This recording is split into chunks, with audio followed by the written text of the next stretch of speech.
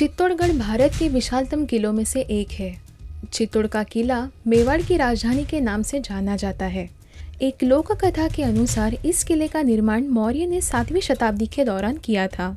ये शानदार संरचना 180 मीटर ऊंची पहाड़ी पर स्थित है और लगभग 700 एकड़ के क्षेत्र में फैली हुई है। ये वास्तुकला प्रवीणता का एक प्रतीक है जो कई विध्वंसों के बाद भी बचा हुआ है। 12वीं और 13वीं सदी में दिल्ली के सिंहासन पर दिल्ली सल्तनत का राज था। सुल्तान ने अपनी शक्ति बढ़ाने के लिए कई बार मेवाड़ पर आक्रमण किया। इन आक्रमणों में से एक आक्रमण अलाउद्दीन खिलजी ने सुंदर रानी पद्मिनी पद्मावती को पाने के लिए किया था। रानी पद्मिनी के पिता गंधर्व सेन सिंहल प्रांत के राजा थे।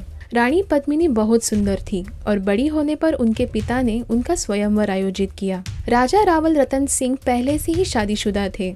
उनकी पत्नी नागमती होने के बावजूद वो स्वयंवर में आए हुए थे। राजा रतन सिंह ने मलखान सिंह को स्वयंवर में हराकर पद्मिनी पद्मावती से विवाह कर लिया। पद्मिनी की सुंदरता के बारे में सुनकर अलाउद्दीन खिलजी ने रानी पद्मिनी को पाने के लिए चित्तौड़ पर आक्रमण कर दिया। उसने चित्तौड़ के किले को कई महीनों तक घेरे रखा, लेकिन चित्तौड़ के वीर सैनिकों के कारण वो चित्तौड़ पर विजय नहीं पा सका। तब उसने छल से काम लेने की बात सोची। उसने राजा रतन सिंह के पास संदेश भेजा, हमने चित्तौड़ की रानी की सुंदरता के बारे में बहुत सुना है, आप एक बार हमें रानी को देखने दीजिए तो हम किले से हट जाएंगे। राजा और रानी ये प्रस्ताव सुनकर बहुत क्रोधित हुए, लेकिन इतनी छोटी सी बात के कारण चित्तौड़ के सैनिकों का खून वो नहीं बहाना चाहते थे। इसलिए उन्होंने कहा कि खिलजी आईने में रानी का चेहरा देख सकता है। अलाउद्दीन को आईने में रानी का चेहरा दिखाया गया, लेकिन रानी को देखने के बाद उसके मन में छल समा गया और फिर अलाउद्दीन खिलजी ने राजा रतन सिंह को धोखे से बंदी बना लिया। अलाउद्दीन खिलजी ने रानी के सामने शर्त रखी कि अगर रानी पद्मिनी खुद से उसे सौंप दे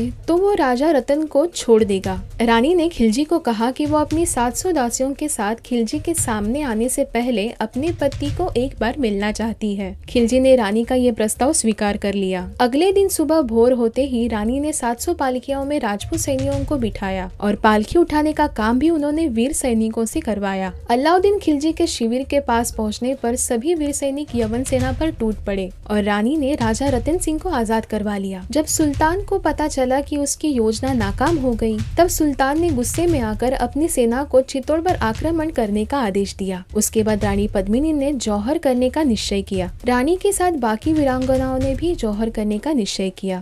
एक विशाल चिता जलाई गई। रानी पद्मिनी और बाकी वीरांगनाओं ने अपने परिवार वालों से अंतिम बार मुलाकात की। फिर वो वीरांगनाएं जल्दी चिता में कूद पड़ी और चित्तौड़ की मिट्टी को हमेशा के लिए पावन कर दिया। उसके बाद वीर सैनिक अलाउद्दीन की सेना पर टूट पड़े। भयंकर लड़ाई हुई। जीत के बाद जब खिलजी ने चित्तौड़ के किले में प्रवेश किया तो किले के भीतर उसे कोई नहीं मिला। स्त्रियां जौहर कर चुकी थी और पुरुष शहीद हो चुके थे। रानी पद्मिनी के जौहर की जीत हुई थी और ये जौहर हमेशा भारतवासियों को इस बात की याद दिलाता रहेगा कि भारत की स्त्रियों के लिए उनका सम्मान सर्वोपरि है। ऐसे ही वीर गाथा से प्रेरित होकर सुप्रसिद्ध डायरेक्टर संजय लीला भंसाली ने फिल्म बनाने का सोचा और वो अपनी आने वाली फिल्म पद्मावती को लेकर काफी उत्साहित है, जिसमें उन्होंने दीपिका पादुकोण, शाहिद कपूर, अदिति राव हैदरी और रणवीर सिंह को कास्ट किया है। रानी पद्मावती के किरदार में दीपिका पादुकोण नजर आएंगी तो शाहिद कपूर उनके पति राजा रावल रतन सिंह और रणवीर सिंह अलाउद्दीन खिलजी की भूमिका में नजर आएंगे। जैसा कि सभी जानते हैं कि अलाउद्दीन खिलजी की इस एक तरफा प्रेम कहानी में खिलजी और रानी पद्मावती का कोई मिलन नहीं होना है, इसलिए रणवीर सिंह और दीपिका के भी एक साथ कोई सीन शूट नहीं किए जाएंगे। अब देखते हैं कि पद्मावती को बॉक्स ऑफिस पर कैसा रिस्पॉन्स मिलता है। इसके बारे में और जानने के लिए बने रहिए हमारे साथ और सब्सक्राइब करना ना भूलिए।